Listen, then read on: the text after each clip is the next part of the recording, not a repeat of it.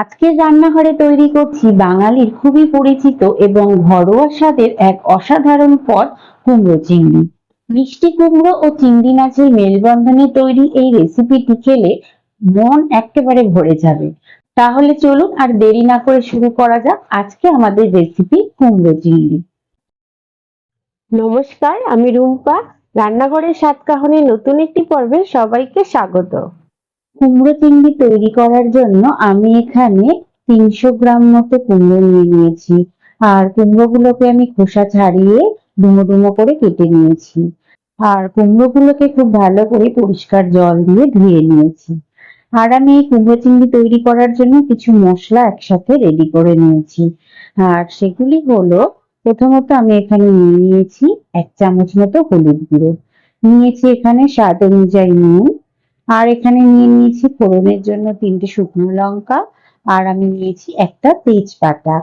আর এখানে নিয়ে নিয়েছি 1 চামচ মতো 5 ফোড়ন, 1 চামচ মতো নিয়ে নিয়েছি এখানে গোটা জিরে, 1 চামচ মতো নিয়ে নিয়েছি গোটা ধনে, নিয়ে নিয়েছি এখানে 1 চামচ মতো চিনি ও 3 থেকে 4টি মতো কাঁচা পাকা লঙ্কা ও 2 ইঞ্চি মতো আদা। আর আমি নিয়ে নিয়েছি এখানে 400 গ্রাম মতো চিংড়ি। চিংড়িগুলোকে আমি খুব ভালো করে চিংড়ি মাছের মাথা এবং লেজ বাদ দিয়ে আর খুব ভালো করে ধুয়ে পরিষ্কার করে নিয়েছি। এখন আমি চিংড়ি মাছের মধ্যে সামান্য একটু নুন ও সামান্য একটু হলুদ দিয়ে খুব ভালো করে চিংড়ি মাছগুলোকে মাখিয়ে নেব। চিংড়ি মাছগুলোকে নুন হলুদ মাখানো হয়ে গেছে, এখন আমি 10 মিনিটের জন্য এটি রেখে দেব। এখন ওভেনের মধ্যে একটা শুকনো খোলা বসিয়ে নিয়েছি। শুকনো খোলায় আমি 2টো শুকনো লঙ্কা, 1 চামচ মতো গোটা জিরে ও দিয়ে দেবো 1 চামচ মতো গোটা ধনে।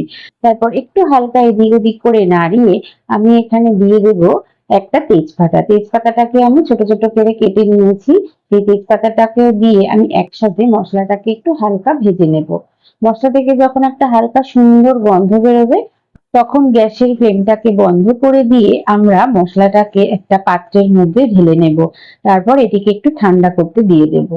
আর অন্যদিকে আমি দেখুন কড়া বসিয়ে দিয়েছি ওভেনে। তারপর আমি এখানে দিয়ে দিলাম 3-4 চামচ মতো সর্ষের তেল। তারপর আমি তেলটা গরম হলে আমি চিংড়ি মাছগুলোকে তেলের মধ্যে দিয়ে খুব ভালো করে ভেজে নেব। আর চিংড়ি মাছ ভাজতে ভাজতে মশলাটা ঠান্ডাও হয়ে গেছে। আমি এখন একটা মিক্সিং জারের মধ্যে নিয়ে মশলাটাকে আমি মিহি পেস্ট বানিয়ে নেব। আর দেখুন মশলাটা কিন্তু সুন্দর একটা মিহি পেস্ট করে আমি মশলাটা বানিয়ে নিয়েছি। আর এদিকে আমার চিংড়ি মাছগুলো কিন্তু খুব ভালোভাবে ভাজা হয়ে গেছে। এখন আমি মাছগুলোকে একটা পাত্রের মধ্যে তুলে নিলাম। তারপর ওই কড়াইয়ের মধ্যে আমি আরো 4-5 চামচ মতো দিয়ে দেব সর্ষের তেল। তারপর তেলটা একটু হালকা গরম হলে আমি এখানে আর একটা তেজপাতা, একটা শুকনো লঙ্কা ও 1 চামচ মতো দিয়ে দেব 5 ফোড়ন। তারপর ফোড়নটাকে একটু এদিক ওদিক করে নাড়িয়ে এখানে আমি দিয়ে দেব যে 2 ইঞ্চি মতো আমি আদা নিয়েছিলাম, সেই আদাটাকে আমি গ্রেট করে নিয়েছি। সেই গ্রেট করা আদাটাকে দিয়ে আমি মশলাগুলোর সাথে খুব ভালো করে একটু এদিক ওদিক করে নাড়িয়ে নেব। তারপর এখানে আমি দিয়ে দিলাম কেটে রাখা কুমড়োগুলোকে। কুমড়োগুলোকে দিয়েও খুব ভালো করে আমি একটু এদিক ওদিক করে নাড়িয়ে নেব। অন্তত 3 থেকে 4 মিনিট সময় ধরে কুমড়োগুলোকে একটু এদিক ওদিক করে নাড়ানো হয়ে গেলে দেখবেন কুমড়োগুলো কিন্তু কিছুটা নরম হয়ে এসেছে। আর এখন আমি এখানে দিয়ে দিলাম স্বাদ অনুযায়ী নুন, আর দিয়ে দেবো এখানে 1 চামচ মতো হলুদ গুঁড়ো। তারপর আবারও খুব ভালো করে নুন ও হলুদ গুঁড়োকে কুমড়োর সাথে মিশিয়ে নেব।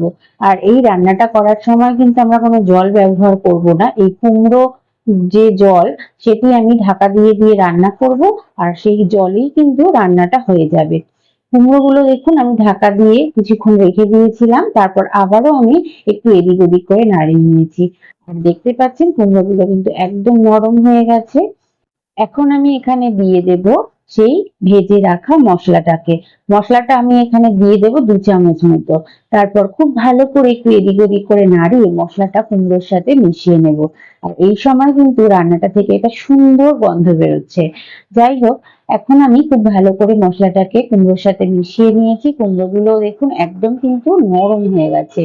এখন আমি এখানে দিয়ে দেব 2টো কাঁচা লঙ্কা, আর দিয়ে দেব স্বাদ অনুযায়ী চিনি।